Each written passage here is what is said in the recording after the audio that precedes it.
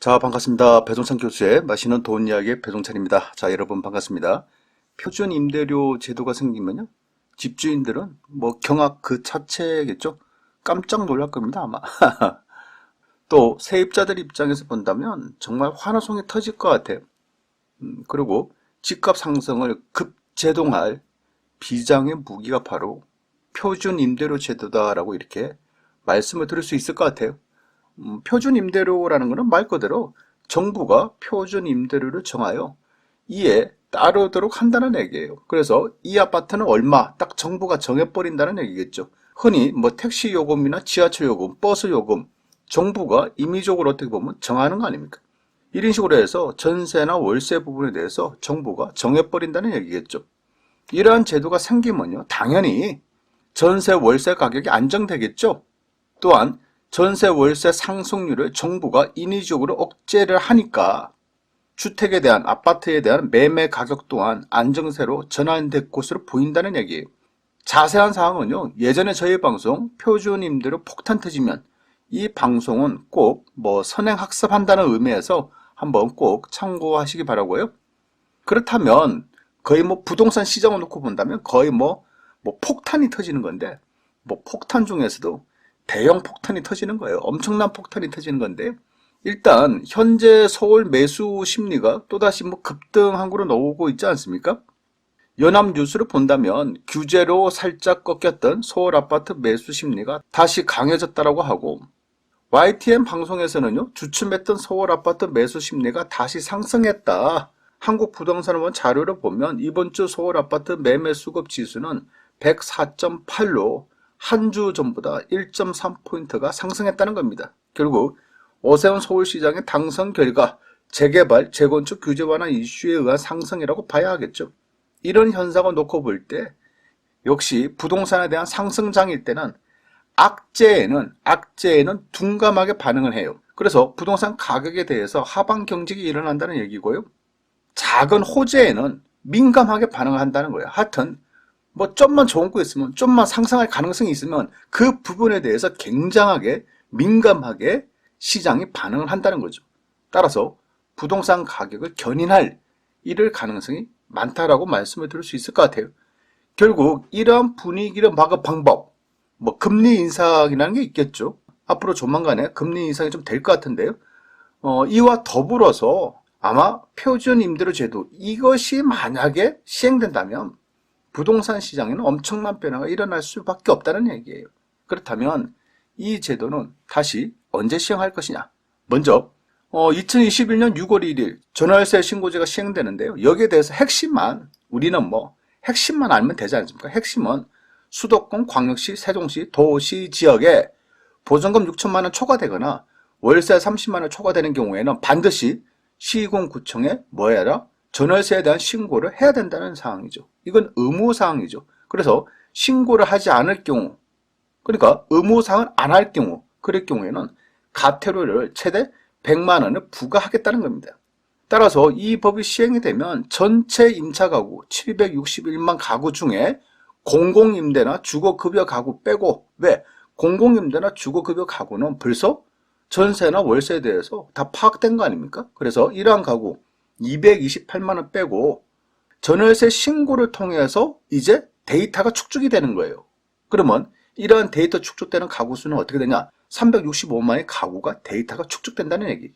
뭐 쉽게 표현한다면 비싼 주택은 다 요 속에 포함이 돼버리는 거. 우리는 이 부분을 알 수가 있다는 겁니다.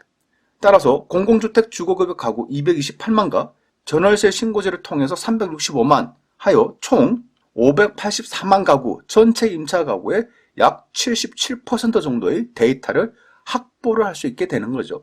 결국 이러한 데이터 정보는요, 차후에 모든 임대차 계약의 강력한 통제 수단이 될 수 있다라고 저는 이렇게 말씀을 드릴 수밖에 없다는 얘기입니다. 왜? 가격 정보를 정부가 손에 쥐고 있다는 얘기 아닙니까? 물론 지금이야 정부는 전월세 신고제를 통해서 과세 징수의 목적은 없다.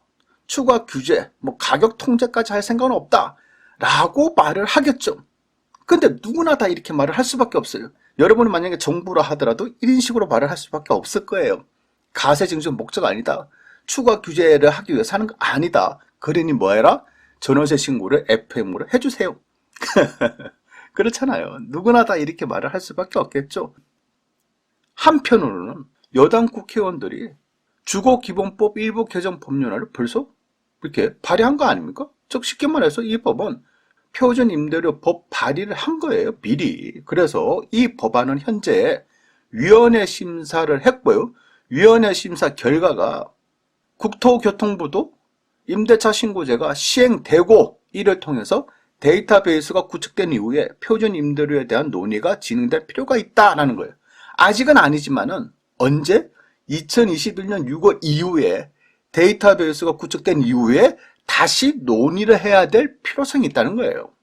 여기에 전 김현미 국토부 장관은요, 표준 임대료를 도입하기 위한 기본적인 임대차 전반에 대한 데이터가 확보돼야 한다. 그리고 전월세 신고제 이후 그때 가서 판단해야 된다는 거예요. 안 하겠다는 얘기 아니에요. 분명한 거는 그때 가서 다시 판단하자. 요 얘기죠. 안 하겠다는 얘기보다는 이러한 뉘앙스는 그때 가서 하자. 요런 뉘앙스가 더 가깝지 않나요? 그래서 이 문구가 참 중요해요. 그때 가서라는 이 문구. 그래서 그때 가서라는 이 문구는 전월세 신고제가 시행된 이유가 되겠죠. 그렇다면 2021년 6월 이후로 볼 수가 있겠죠. 그리고 여기에 통상적으로 데이터를 축적하기 위해서는요, 정부 입장은 보통 6개월을 잡는다는 얘기예요. 그래서 6개월을 잡고 이 기간 중에 표준 임대료, 즉 데이터가 다 축적됐기 때문에 이제 위원회 심사를 하고 본회의 심의가 통과가 된다면, 정말 통과가 되어버린다면요, 내년도 2022년 1월 1일 표준 임대료가 시행될 수도 있다라는 얘기예요, 여러분. 아니 6월 1일부터 시행되고 6개월 기간 딱 지난 뒤에 딱 정확하게 2022년 1월 1일 아닙니까? 그러니까 시행되고 나서 석 달 정도 지난 뒤에 이 정도 데이터가 축적됐으니까 이거 심의하자 해서 심의가 통과됐어. 그러면 시행이잖아요. 이럴 가능성도 배제할 수가 없다는 얘기입니다. 다만 내년도에 있을 2022년 3월 9일 대통령 선거 아주 중요하죠. 이 부분 대통령 선거 아주 중요해요. 이 선거가 있고요. 또한 2022년 6월 1일 지방선거라는 변수도 있다는 얘기예요. 따라서요, 이러한 대통령 선거도 있고 지방선거도 있는데 그렇지 않습니까? 또 표를 의식해야 되지 않겠습니까? 그러면 대한민국에서 집을 가진 사람이 많을까요? 집이 없는 사람이 많을까요? 이 부분을 놓고 또 한번 생각을 해야죠.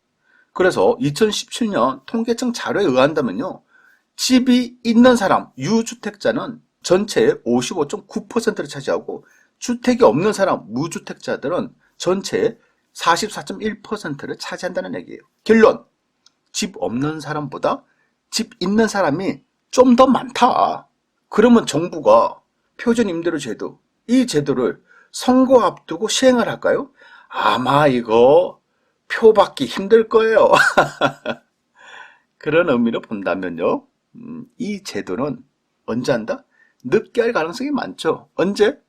2022년 6월 1일 이후에. 그렇죠. 여기에다가 또 하나 변수가 있어요. 세 번째 변수인데요, 아주 중요한 변수예요. 즉 2022년 6월 1일 전월세 신고제가 시행이 돼요. 시행이 되지만 이를 또 자세히 살펴보면 전월세 신고제를 이행하지 않을 경우, 즉 불이행했을 때의 가태료 부과, 이러한 가태료 부과는 2022년 5월 말까지, 즉 2022년 5월 31일까지 계도 기간을 두게 됨으로써 부과하지 않겠다, 가태료를 징수하지 않겠다는 거예요. 언제까지? 2022년 5월달까지. 어떻게 보면 자진신고? 신고는 하되 가태료 징수는 하지 않겠다는 거죠.